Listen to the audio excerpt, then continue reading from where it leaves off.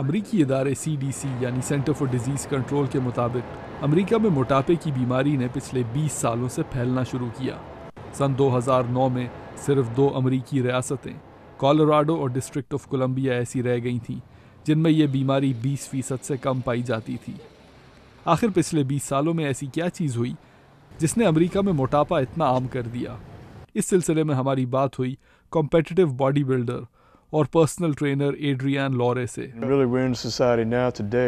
ہم ایک ایسے دور میں رہ رہے ہیں جہاں ریسٹورانٹس میں کھانے کا رواج بڑھ رہا ہے۔ ان جگہوں پر آپ کے سامنے خوراک کی وہ مقدار رکھی جاتی ہے جو دراصل 3 آدمیوں کے لیے ہوتی ہے۔ پھر آپ کو بچپن سے ہی بزرگوں نے سکھایا تھا کہ سامنے رکھا کھانا پورا ختم کر کے اٹھنا۔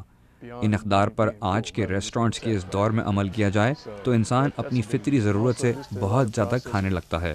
اس کے علاوہ یہ پچھلے 20 سالوں میں کمپیوٹر اور ویڈیو گیمز کے عام ہونے کو بھی مسئلے کی وجہ بتاتے ہیں۔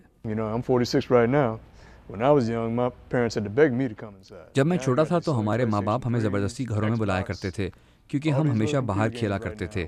آج کی نسل بیٹھ کے پلے اسٹیشن کھیلا کرتی ہے۔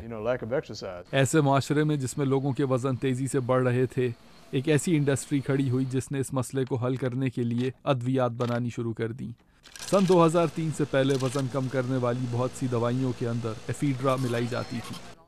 وزن کم کرنے کی کوشش میں یہ دل کی دھڑکن اور بلڈ پریشر دونوں بڑھا دیتی تھی۔ سن 2003 میں امریکی ادارے فوڈ اینڈ ڈرگ ایڈمنسٹریشن نے اس پر پابندی لگا دی۔ اسے دل کے دوروں اور بلڈ پریشر کے مسائل سے ہونے والی اموات کے علاوہ دوسری اور بہت بیماریوں کا بھی ذمہ دار ٹھہرایا گیا۔ اس کے بعد ہائیڈروکسی کٹ نامی دوائی وزن کم کرنے کے لیے عام استعمال میں رہی، مگر 2009 میں اس کی فروخت پر بھی پابندی لگا دی گئی۔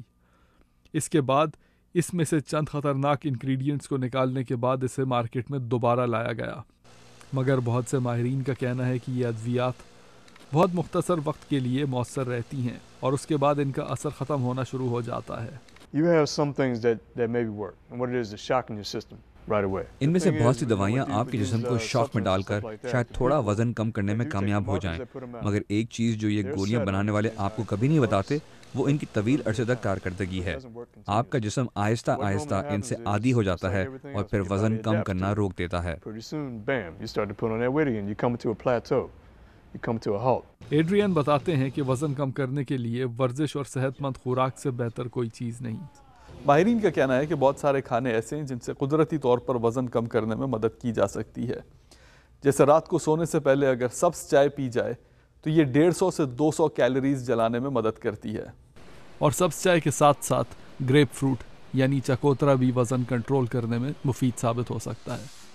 Abdul Aziz Khan, Urdu VOA، Washington.